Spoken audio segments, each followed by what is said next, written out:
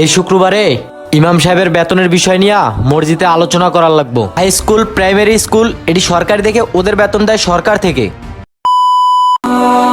যা বাজারে যা, কাকারের লিস্ট দেওয়া আছে, লিস্ট অনুযায়ী সব বাজার লয়ে আয় যা। আচ্ছা যাইতাছি। আরে ইমাম সাহেব যে। আসসালামু আলাইকুম। ওয়ালাইকুম আসসালাম। বাসায় কি কোনো আয়োজন আছে নাকি?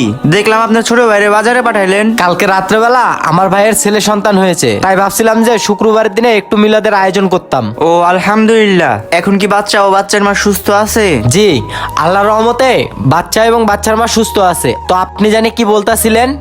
আমি একটু দরকারে আইছিলাম। কি দরকারে আসছেন বলেন? আমার তো 2000 টাকা লাগে, তো তোমার কাছে কি 2000 টাকা হবে? কেন, আপনার কি এই মাসের এখনো বেতন দেওয়া হয় নাই? না, আমার বেতন তো 25 তারিখে হয়ে গেছে। আমার মাটা তো অসুস্থ, তাই সম্পূর্ণ টাকাটা বাড়িতে পাঠিয়ে দিয়েছি। এখন চলার মতন কিছু টাকা লাগতো। আমি তো প্রত্যেক মাসে 8000 টাকা বেতন পাই, 7000 টাকা বাড়িতে পাঠাই, আর 1000 টাকা আমি চলার মতন রাখি। খাওয়া দাওয়া তো আমি তোমার বাসায় করি, আরো অনেক মুসল্লিদের বাসায় করি। এভাবেই আমার দিনকাল চলে যায়। হঠাৎ করে মাটা অসুস্থ হলো, তো তাই সম্পূর্ণ টাকাটা বাড়িতে পাঠিয়ে দেওয়া হলো। ও, আমি আর আপনারে কি বলুম, আমি মাসে 20,000 টাকা বেতন পাই, এতে সংসার চালাইতে হিমশিম খাওয়া যায়। আপনি যে কিভাবে চলেন স্বয়ং আল্লাহ পাকে জানে। যাই হোক হুজুর, আমার কাছে তো এখন টাকা নাই, আমার বন্ধুদের কাছ থেকে নিয়া বিকালবেলা আপনারে দিমুনি। আর শুক্রবারের দিনে মুসল্লিদের নিয়ে আমাদের বাসায় আইসা পড়েন, আর আমি আরো কিছু মুসল্লিদেরকে দাওয়াত দিয়ে আসি। আচ্ছা ঠিক আছে, আমি জুম্মার নামাজ পড়ে সকল মুসল্লিদেরকে নিয়ে আমি তোমাদের বাসায় আসবো। আচ্ছা তাহলে আমি এখন আসি। আসসালামু আলাইকুম। ওয়ালাইকুম আসসালাম। স্বপন ভাই, হ্যাঁ বলো। শুক্রবারের দিনে আমার বাসায় মিলাদের আয়োজন আছে, ওই জায়গায় ভালোভাবে রান্না করতে হবে, আর রান্না যেন অবশ্যই ভালো হয়। খাবার খেয়ে সবাই যেন প্রশংসা করে, বদনাম যেন না হয়। আমার ভাইস্তার মিলাদ বলে কথা। শুনো জীবন, তুমি হয়তো আমার হাতে রান্না খাও নাই, যারা আমার হাতে রান্না খাইছে তারা মনে করো এখনো রাস্তাঘাটে হাত চাটে। আমি এক সময় ঢাকা সোনারগাঁ হোটেলের শেফ ছিলাম, কিন্তু আমারে অনেকেই সহ্য করতে পারে নাই। ওইখানে চক্রান্ত করে আমার চাকরিটাই খাইয়ে দিছে। এই জন্য আমি গ্রামে আইসে রাঁধুনির কাজ করি। তুমি হয়তো আমারে চিনতে পারতাছো না। তোমার বাসার মেহমান যখন আমার হাতে রান্না খাইবো, শুধু হাত না, প্লেট চাটতে চাটতে মনে করো বাসায় যাইবো। তাই নাকি ভাই? তাহলে তো আপনি বিশাল বড় বাবুসি। যাই হোক ভাই, আমার মান সম্মানটা আপনি রাখেন। আমার একমাত্র ভাইস্তার উপলক্ষে আমি মিলাদের আয়োজন করছি, কেউ যেন বদনাম না করে ভাই। তাহলে আমি এখন আসি, আপনি সঠিক সময় চলে আসেন। তুমি এগুলা নিয়ে কোনো টেনশনই করো না, আমি এগুলা সময় মতো দেখবনি। তুমি এখন যাও। শোন, শুক্রবারে তোকে দাওয়াত রইলো। দাওয়াত? কিসের দাওয়াত দেস তুই আবার? গতকালকে আমার ভাইয়ের ছেলে সন্তান হয়েছে, সেই উপলক্ষে শুক্রবারের দিনে একটা মিলাদের আয়োজন করছি, সেটার দাওয়াত দিলাম। যাক আলহামদুলিল্লাহ, তাহলে তোদের ফ্যামিলিতে আরেকজন টিম মেম্বার বাড়লো। তো কতজন লোকের আয়োজন করতেছস? এই তো 100 জন লোকের মতন আয়োজন করতেছি।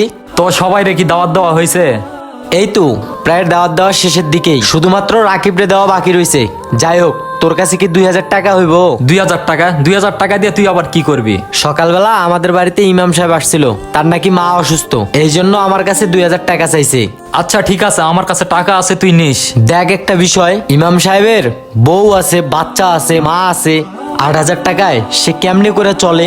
আমার বাপে 40,000 টাকা স্যালারি পায়, এতেও সে সংসার চালাইতে হিমশিম খেয়া যায়। এই শুক্রবারে ইমাম সাহেবের বেতনের বিষয় নিয়ে মসজিদে আলোচনা করার লাগবো, তোরা সবাই থাকিস। আমরা আর আলোচনা করে কর্ম কি? মসজিদে দান করতে গেলে আর ইমামের বেতন দিতে গেলে আমরা সবাই কৃপণ হয়ে যাই। হ্যাঁ, তুই অবশ্য ঠিকই কইছস। যাই হোক, চল ইমামের টাকাটা দিয়ে আসি, আর রাকিব রে দাওয়াত দিয়ে আসি। আচ্ছা চল তাহলে। আয়। আসসালামু আলাইকুম।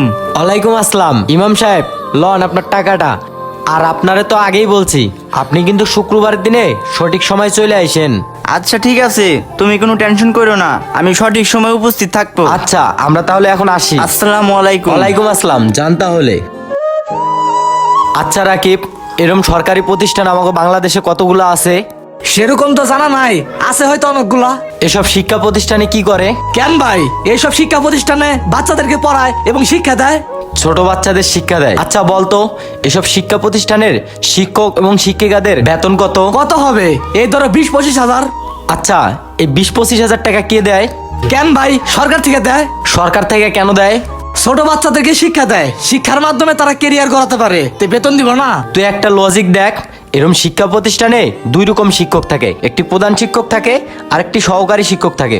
প্রধান শিক্ষকের বেতন একরকম, সহকারী শিক্ষকের বেতন একরকম। তাদেরকে কেন বেতন দেওয়া হয়? তারা ছোট বাচ্চাদেরকে শিক্ষা দেয় এই জন্য। কিন্তু দেখ, মসজিদের ইমাম সাহেব সকালবেলা মসজিদে মুত্তব পড়ায়, দুপুরবেলা ইমামতি করে। একটা বিষয় দেখ, হাই স্কুল প্রাইমারি স্কুল এটি সরকারি থেকে, ওদের বেতন দেয় সরকার থেকে। ফজরের আজানে যার কণ্ঠে আমাদের ঘুম ভাঙে, যে মানুষটা নামাজে দাঁড়িয়ে আমাদের জন্য দোয়া করে, সে হলো ইমাম সাহেব। কিন্তু ইমাম সাহেব আমাদেরকে আখিরাতের শিক্ষা দেয়, আমাদেরকে পরকালের শিক্ষা দেয়, আমাদেরকে ওই কবরে কিভাবে থাকতে হবে তার শিক্ষা দেয়। কিন্তু দেখ তাদের বেতনটা এসব বড় লোকদের দান সদগা, আমাদের মতন গরিবদের দান সদগা দিয়ে তাদের পেট চলে। তাদের বেতন কিন্তু সরকার থেকে দেয় না।